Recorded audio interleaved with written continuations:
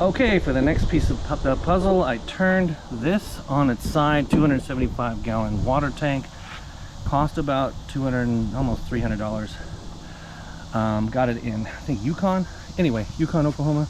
Anyway, it's actually, you know, it's pretty easy to move around. It slides around and you can turn it over. It's not super heavy, even though they used a forklift to bring it out to the car. Okay, so what I'm doing is I cut up that mat over there, and I'm gonna have two on each side.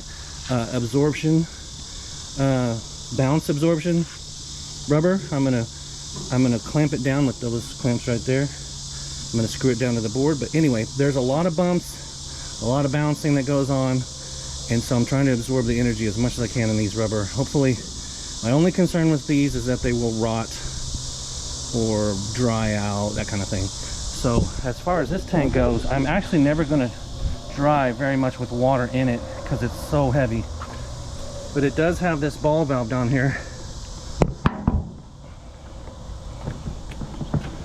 If I need to empty it out, I think this will fill up pretty quickly when I need it to. But anyway, I'm gonna turn this on the side, secure it down, and the water tank will be secure from then on. I'm also gonna put OKC wash sign on here, maybe the other side. I'm gonna put a sign here, here, signs everywhere about on my website, okcwash.com.